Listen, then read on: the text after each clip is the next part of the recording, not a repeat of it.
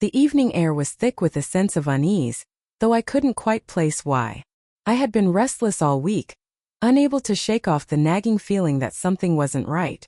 My neighbor Jessica had been over nearly every day, her usual boisterous energy filling my kitchen as she offered her unsolicited advice about life and marriage.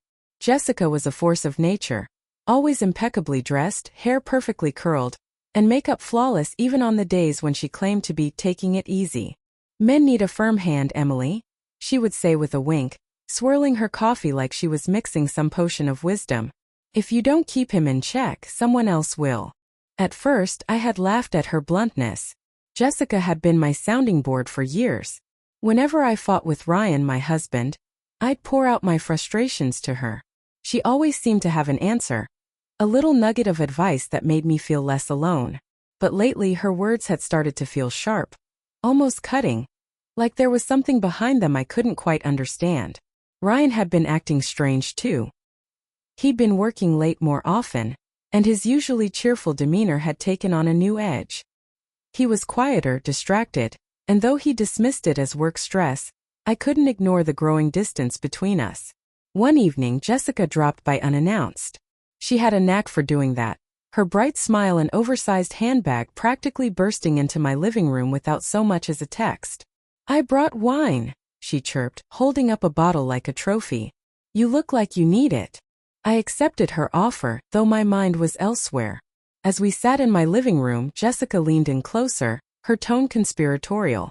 "Have you noticed Ryan seems off lately?" she asked, her voice tinged with concern. Her question caught me off guard. "What do you mean?" Jessica shrugged, swirling her glass. "I don't know, just little things. He's been out a lot, hasn't he? Maybe it's nothing, but men are creatures of habit. When they start breaking their routines, it's usually a sign." Her words lingered long after she left. Jessica had planted a seed of doubt that I couldn't unroot. I started watching Ryan more closely, noting every late night and missed call. I felt like I was losing my mind, my trust in him unraveling with every unexplained absence. Then came the night I saw them. I had been restless, pacing the house long after Ryan said he was working late again. Something compelled me to leave. Maybe it was instinct, maybe it was Jessica's words echoing in my mind. I drove aimlessly for a while, unsure of what I was looking for, until I found myself pulling into a parking lot near Ryan's office. And there they were. Ryan's car was parked in the far corner, away from the streetlights. He was leaning against the driver's side door, his posture casual but intimate as he laughed at something Jessica was saying. She stood close, too close, her hand resting lightly on his arm. My heart stopped. For a moment I thought I must be hallucinating, that my suspicions had twisted my perception.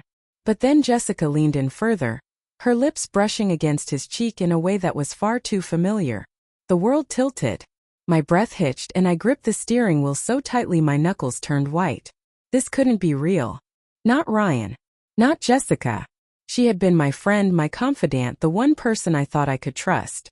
And yet here she was, her laughter echoing in the still night air as if she hadn't just shattered my world. I couldn't confront them.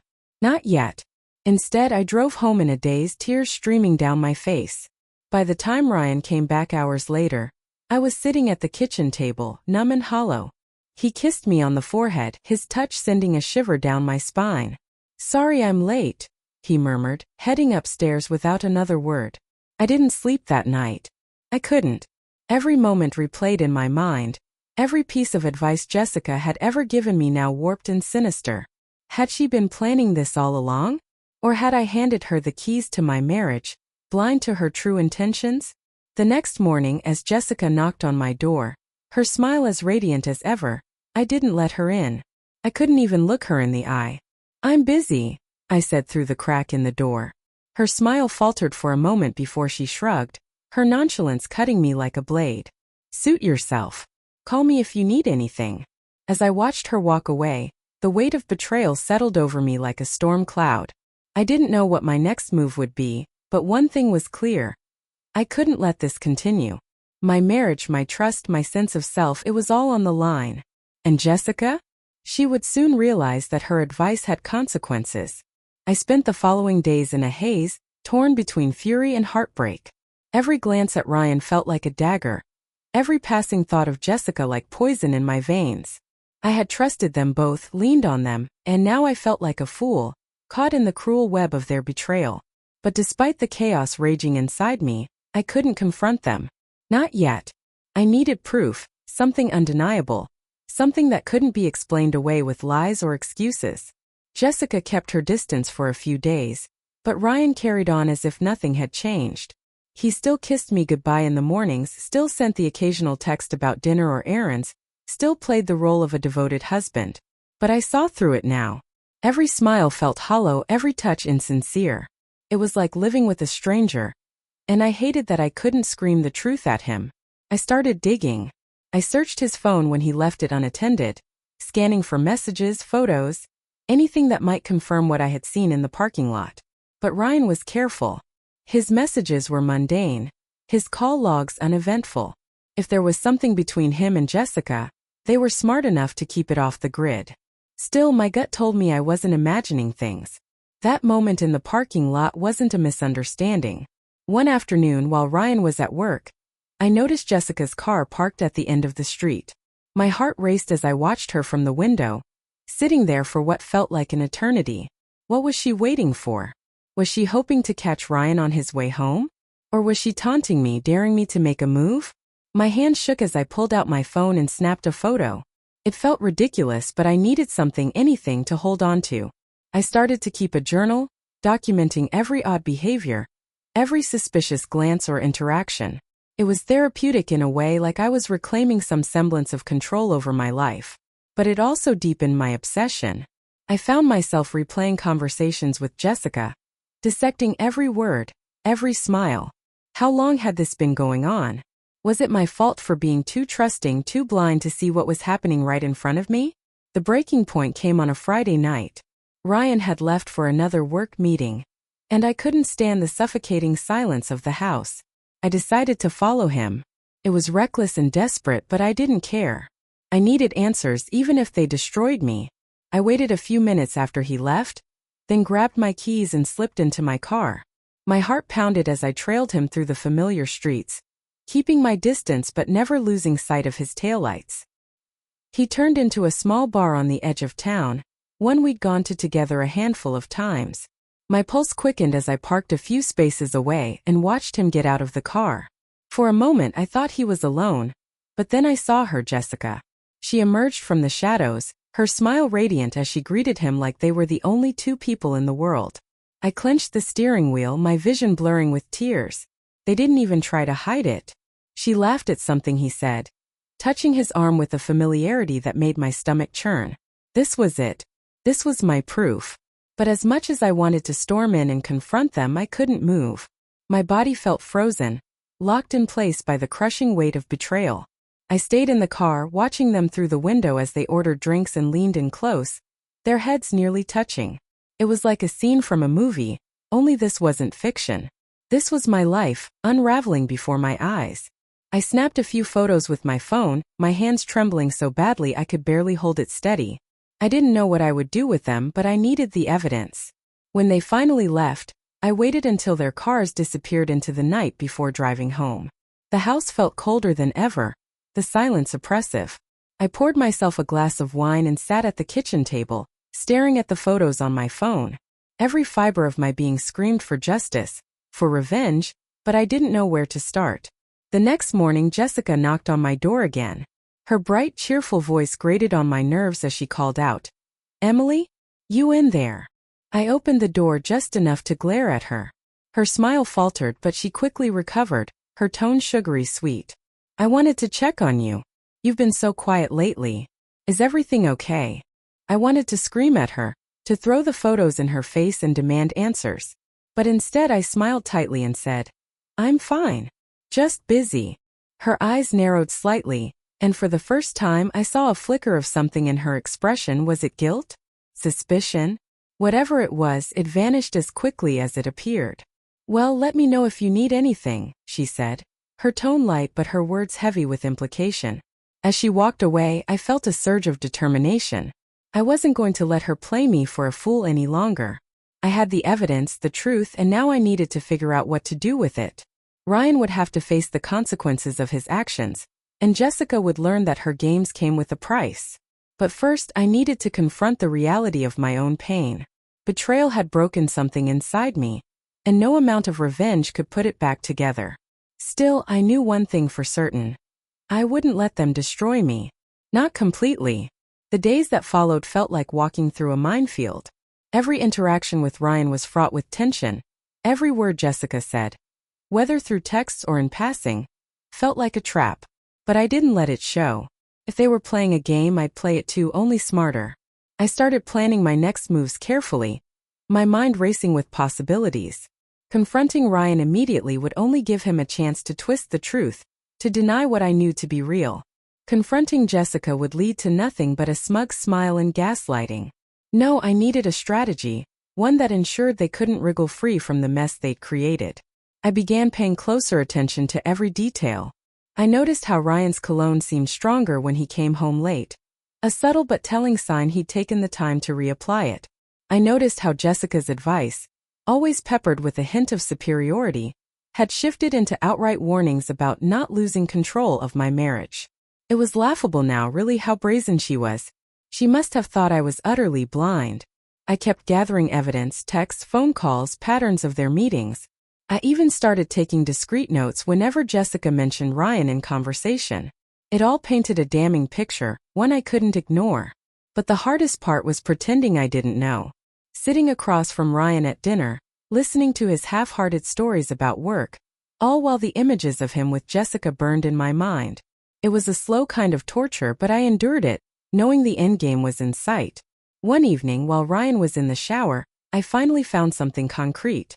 His laptop, left open on the kitchen counter, displayed an email exchange with a subject line that made my stomach drop. Weekend plans. My heart raced as I clicked it open, scanning the messages. They were careful, avoiding any overtly incriminating language, but the subtext was clear. Jessica's name wasn't there, but the phrasing, references to the usual spot and looking forward to some quiet time, left no doubt in my mind. It was her. Of course it was her. I took photos of the emails with my phone, my hands shaking. My heart ached with every word I read. But there was also a strange sense of relief. I wasn't crazy. My suspicions weren't paranoia. They were real, and now I had proof. The next day, I decided to take things further. I followed Jessica. It felt invasive and wrong, but so did everything she and Ryan had done to me. I watched as she left her house, dressed in a casual sundress that somehow still looked provocative, and drove into town. She stopped at a cafe, ordered a latte, and sat at a table near the window. I parked across the street, keeping my distance but watching her every move. Not long after, Ryan showed up. My heart dropped to my stomach as he walked in, glancing around before spotting her. He slid into the seat across from her, and they immediately leaned in close, talking in hushed tones. I couldn't hear them, but their body language said it all. Jessica reached out, placing her hand on his, her smile warm and inviting. He didn't pull away. In fact, he smiled back in a way I hadn't seen in months, a way that used to be reserved for me. I took more photos, each one feeling like a stab to my chest. How could they be so careless? So bold? It was as if my existence didn't even matter to them anymore. As if I was just an obstacle in their way, something to be ignored and discarded. By the time I got home, I was shaking with rage. I wanted to confront Ryan the moment he walked through the door, to scream at him and demand answers. But I held back. I needed to be calm, calculated. I needed him to feel the weight of his actions, not just my anger. When Ryan came home that night, I was waiting for him in the living room.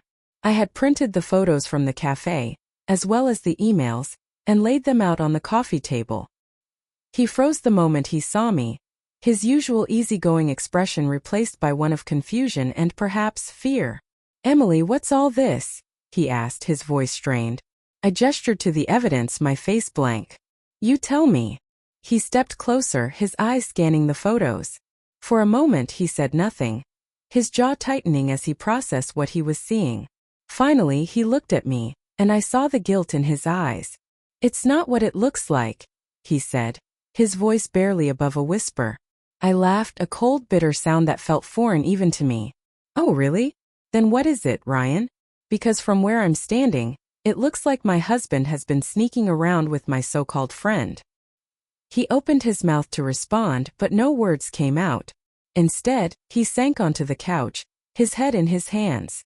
"I didn't mean for this to happen," he said finally, his voice thick with shame. I stared at him, my anger threatening to boil over. Didn't mean for what to happen? The lies? The betrayal? The utter destruction of our marriage? He looked up at me, his eyes pleading. "It wasn't supposed to go this far. I swear, Emily, I never wanted to hurt you." I shook my head, disgusted. And yet, here we are. The conversation that followed was raw and painful, filled with accusations, denials, and half-hearted apologies. Ryan admitted to the affair, though he tried to downplay it, claiming it was a mistake and nothing serious. But his words felt hollow, like they were meant more to absolve himself than to offer me any real comfort. Jessica, of course, was another matter entirely. I couldn't even bring myself to speak to her. She had taken everything I'd confided in her, every piece of advice I'd sought, and used it to worm her way into my marriage. It was the ultimate betrayal, and I knew I could never forgive her. In the end, I told Ryan to leave. I needed space, time to think about what I wanted and whether our marriage could even be salvaged. As he packed a bag and walked out the door, I felt a strange mix of relief and sorrow. I wasn't sure what the future held, but I knew one thing. I was done being a victim. If Jessica thought she'd won, she was sorely mistaken. She might have taken my trust, my friendship, and my marriage, but she wouldn't take my dignity. Not anymore. After Ryan left, the house felt unbearably silent, a hollow shell of what it once had been. I wandered from room to room, my footsteps echoing off the walls, my mind a tangled mess of anger, grief, and something that felt dangerously close to relief. The betrayal had cut deep, but for the first time in weeks I didn't feel like I was drowning. Instead, a strange clarity settled over me. A resolve to rebuild my life, piece by shattered piece, without the shadow of their deceit looming over me. The first few days were the hardest.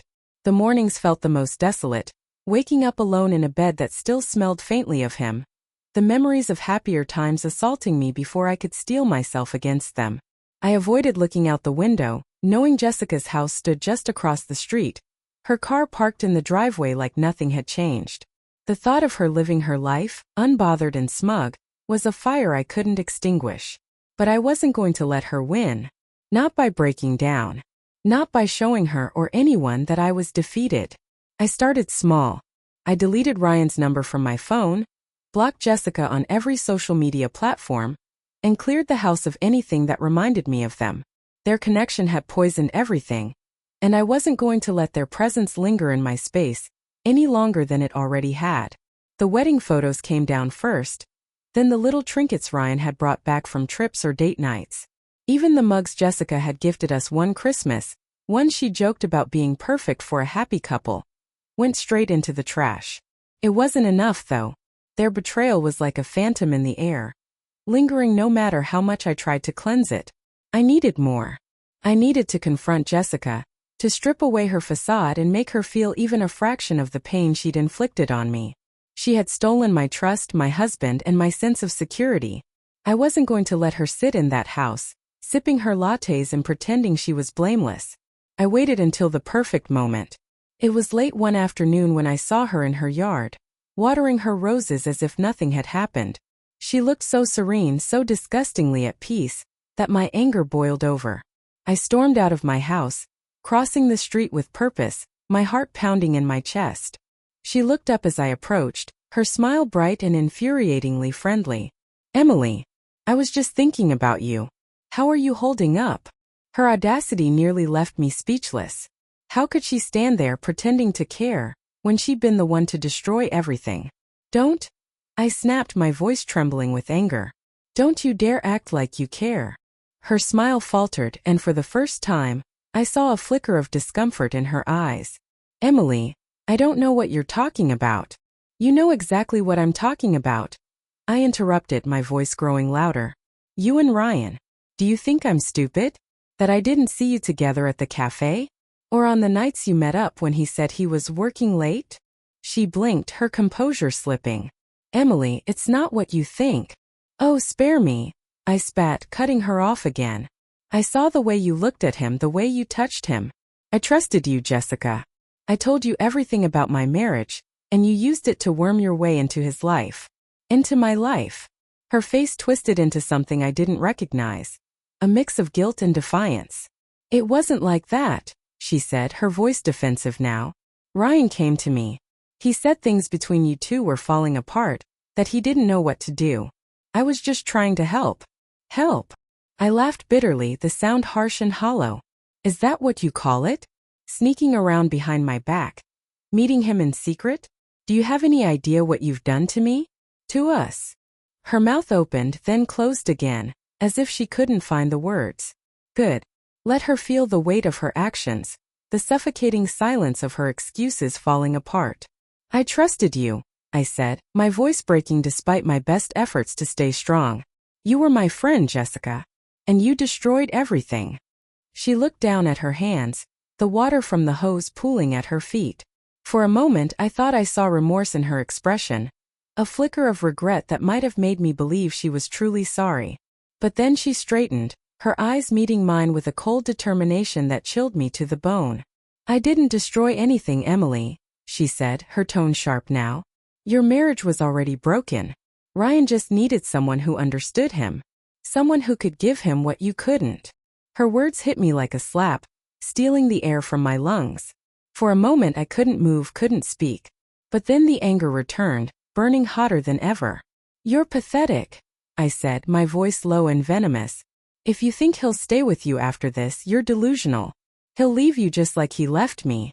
And when he does, you'll have nothing. I didn't wait for her response. I turned and walked away, my hands trembling, my heart racing. The confrontation hadn't given me the closure I'd hoped for, but it had solidified something in me. A resolve to move on, to rebuild, to leave the ashes of this betrayal behind. That night I sat down with a glass of wine and started writing. It wasn't a journal, not exactly. It was more like a manifesto, a declaration of who I was and who I wanted to be. I poured everything onto the page. My pain, my anger, my hopes for the future. It was messy and raw, but it was mine. And for the first time in weeks I felt a glimmer of hope. Jessica and Ryan had taken so much from me, but they hadn't taken everything. I still had my strength, my resilience, and my determination to create a life worth living. They might have tried to break me, but I wasn't broken. Not yet. Not ever. The following weeks were a strange mixture of healing and chaos. I threw myself into distractions, long walks, books I'd meant to read for years, small projects around the house that had been neglected. I needed something, anything, to keep my mind from drifting back to Jessica's words or Ryan's betrayal. Yet, no matter how busy I kept myself, there were moments when it all came flooding back. Late at night, when the house was quiet and the weight of loneliness pressed against me, I found myself replaying everything. The lies, the excuses, the way they'd smiled in the cafe as if I didn't exist. I tried therapy. It was awkward at first, sitting across from a stranger and spilling my most intimate fears and frustrations. But the therapist, a calm and measured woman named Karen, had a way of peeling back my defenses. You've been through something traumatic, she said during one of our sessions. But you can't let it define you. What they did was a reflection of their flaws, not yours. Her words stuck with me, even when I wasn't sure I believed them. Wasn't it partly my fault? Had I been too trusting, too naive? Had I somehow pushed Ryan away, into the arms of someone else? These questions gnawed at me, but Karen's voice in my mind reminded me to focus on what I could control. Myself, my choices, my future. Despite my efforts to move forward, Jessica remained an unavoidable presence. Living across the street from her was a constant reminder of everything that had happened. Her car was always in the driveway, her cheerful laugh occasionally drifting through the open windows when she had guests over. It was infuriating, how untouched she seemed by the mess she'd created. Meanwhile, I was left to pick up the pieces, struggling to find my footing in a life I no longer recognized. One day, I noticed something that shifted the balance. A delivery van pulled up to Jessica's house, and I watched from my window as the driver unloaded boxes marked with bold black letters. Moving supplies. My heart skipped a beat. Was she leaving? The idea filled me with a mixture of relief and curiosity. What had happened? Had Ryan left her already? Or was she simply moving on to her next victim? I couldn't help myself. I walked across the street later that afternoon, pretending to check my mailbox but keeping an eye on her driveway. Jessica was outside, directing the movers with a clipboard in hand. She looked as composed as ever, her hair pulled back into a sleek ponytail, her movements efficient and commanding.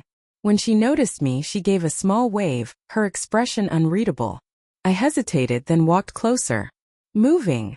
I asked, my voice as neutral as I could make it. Jessica tilted her head, studying me for a moment before responding. "Yes. I think it's time for a change of scenery." Her answer was vague, but there was something in her tone that suggested there was more to the story. I crossed my arms, leaning casually against the mailbox post. "Did Ryan help you pack?" Her face tightened ever so slightly, a crack in her perfect facade. "Ryan and I aren't seeing each other anymore," she said, her voice clipped. I felt a flicker of satisfaction, though I quickly masked it. "Is that so? What happened? Did he realize you weren't as irreplaceable as you thought?" Jessica's jaw clenched, and for the first time, I saw a hint of vulnerability in her eyes. "Ryan made his choice," she said. "But don't think this means you've won, Emily. Life isn't a competition." Her words stung more than I expected, but I refused to show it. "You're right," I said, forcing a smile. "It's not a competition. But if it were, I'd say you're the one who lost." She didn't respond, turning back to the movers instead. As I walked away, I felt a strange sense of closure. Jessica's departure wouldn't erase what had happened, but it felt like a turning point. A chance to reclaim my life without her looming over me. Ryan, of course, was a different matter. His attempts to reach out had been sporadic and half-hearted at best. A text here, an email there, always filled with vague apologies and promises to talk when I was ready. I wasn't ready. I didn't know if I'd ever be ready. But eventually, I knew I'd have to face him, if only to decide what came next. When that day finally came, it was on my terms. I invited him over, setting clear boundaries. No excuses, no deflections. Just honesty.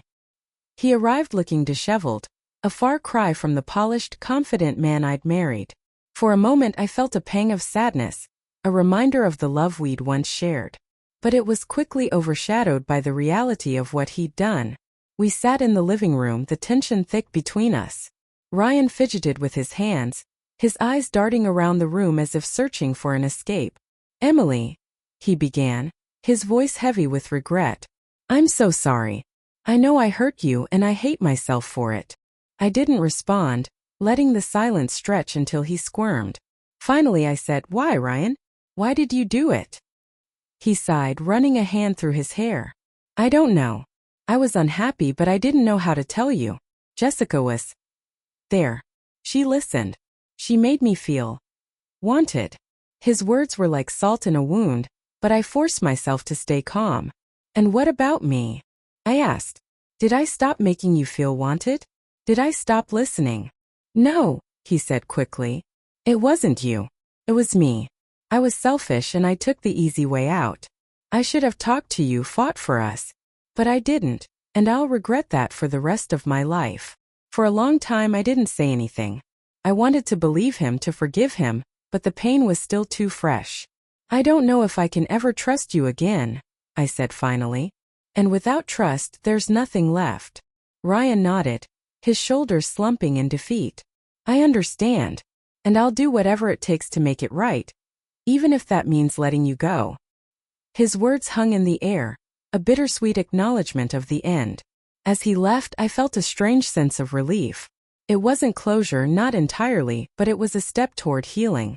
I didn't know what the future held, but for the first time in months, I felt like I had a say in it. And that was enough. For now. In the days that followed, I began to feel the faintest flicker of peace returning to my life. It wasn't the kind of peace that comes from resolution or joy. No, it was quieter, more fragile, like the stillness after a storm.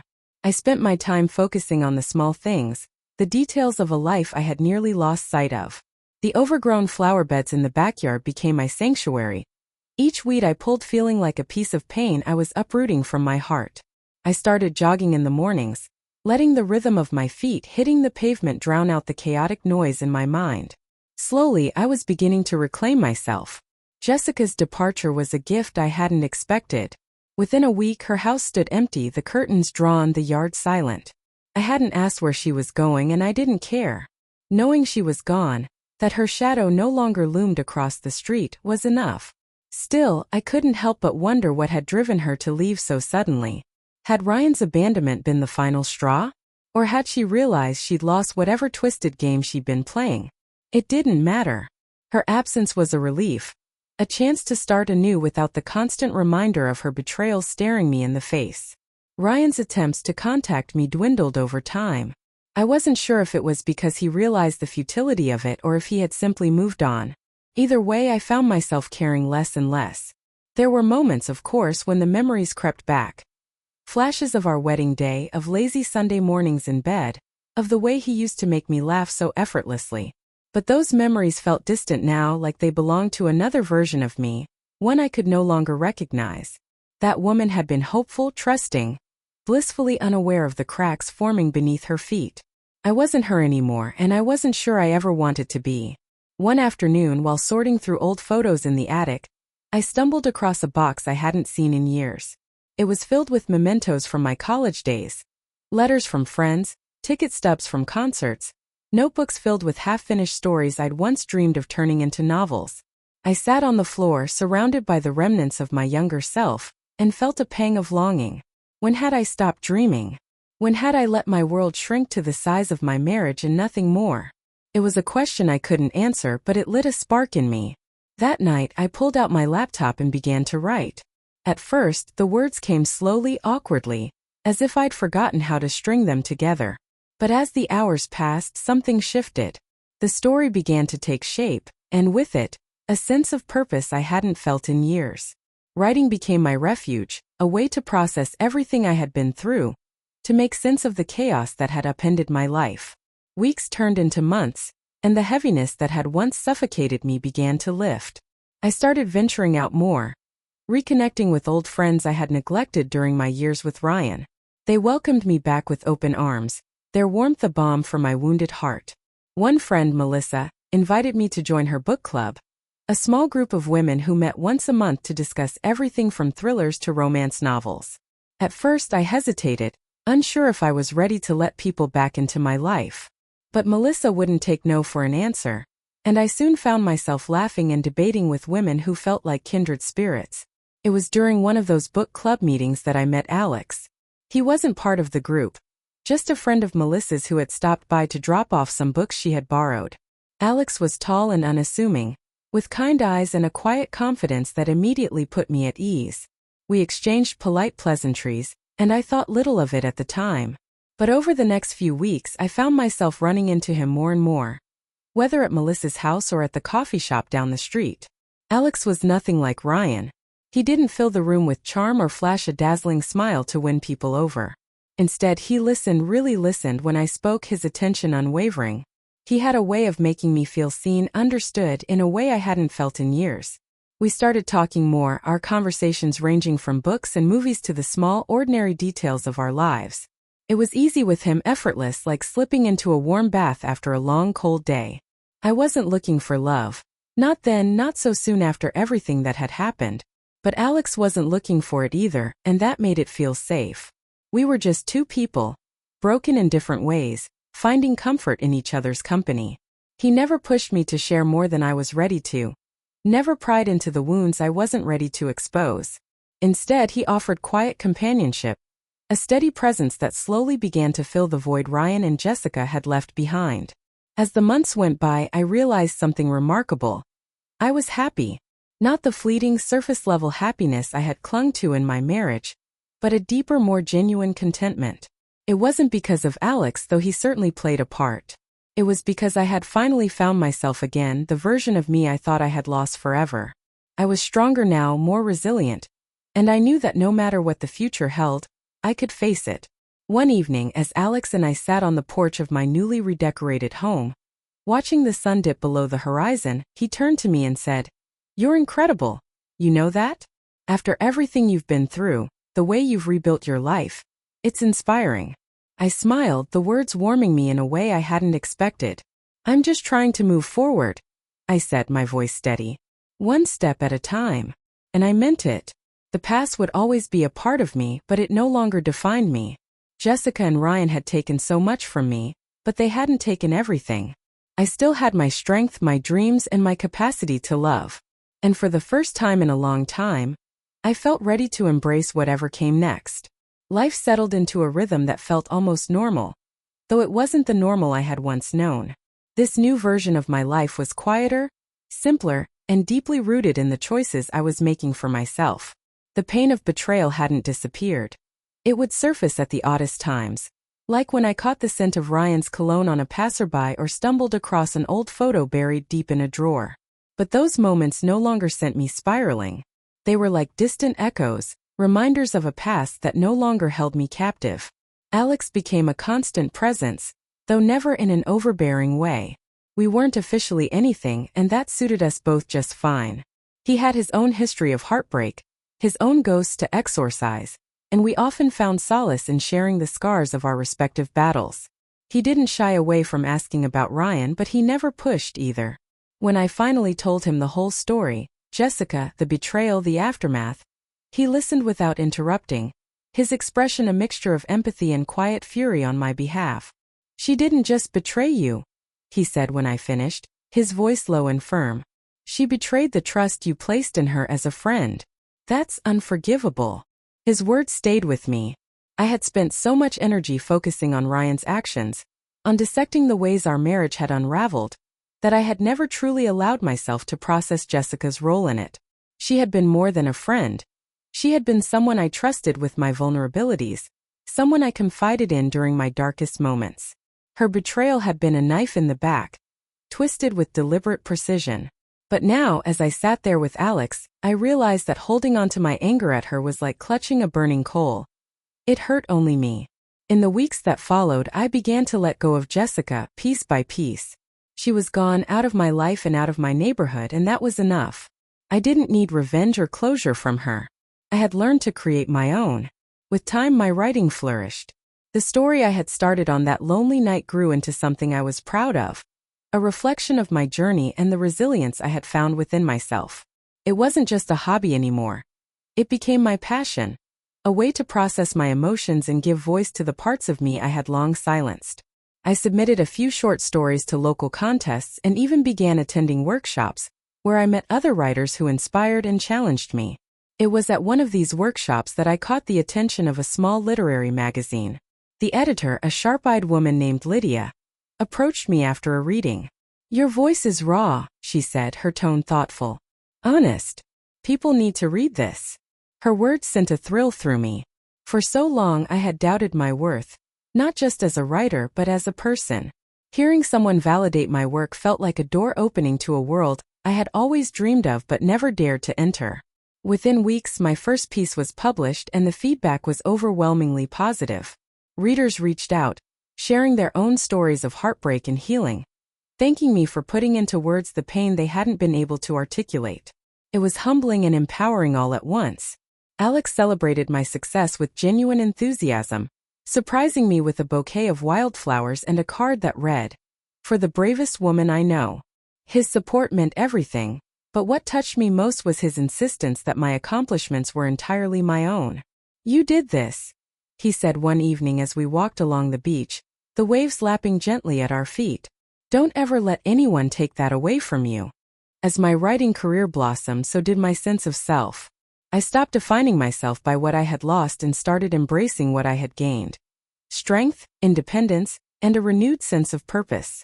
My house, once a symbol of the life I had shared with Ryan, became my sanctuary. I redecorated, painting the walls in bold colors that reflected my newfound confidence.